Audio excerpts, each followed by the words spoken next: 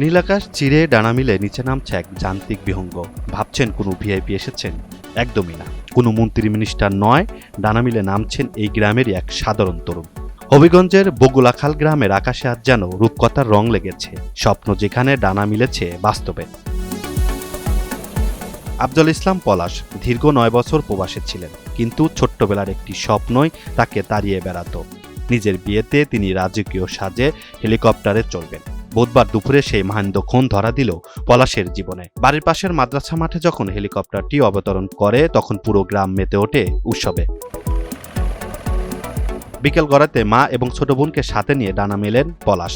গন্তব্য খুব বেশি দূরে নয়, মাত্র ৪ কিলোমিটার দূরে শহরের নিউফিল্ড মাঠ। আকাশপথে এই অল্প সময়ের ভ্রমণই যেন জীবনের দীর্ঘ প্রতীক্ষার অবসান।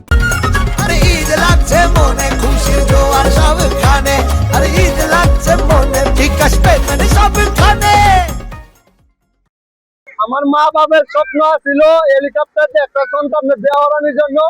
আর মা বাবার দ্বিতীয় সন্তান হিসাবে আমার মা বাবার স্বপ্ন পূরণ করছি এবং কি আমার ভাই বোনের স্বপ্ন পূরণ করছি।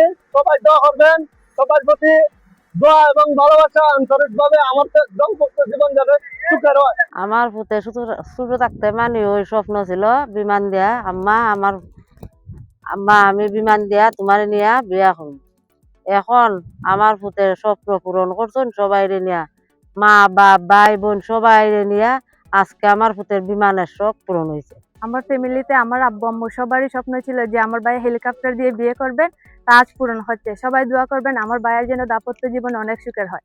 জি, আজকে আমরা অনেক খুশি, কারণ আজকে আমার ভাইয়ার অনেক দিনের স্বপ্ন পূরণ হয়েছে। জানার স্বপ্ন ছিল যে হেলিকপ্টারের মাধ্যমে সে বিবাহ করত, আজকে সেই স্বপ্ন পূরণ হয়েছে। আয়োজনটি শুধু পরিবারের মধ্যে সীমাবদ্ধ থাকেনি। হেলিকপ্টার দেখার জন্য আশপাশের কয়েক গ্রাম থেকে ভিড় জমান বৃদ্ধ থেকে শিশু, কারোর হাতে মোবাইল ফোন, কেউ বা ব্যস্ত কাঙ্ক্ষিত একটি সেলফি তুলতে। জমকালো এই আয়োজনে উচ্ছ্বাস ছড়িয়ে পড়ে সাধারণ মানুষের চোখে মুখেও।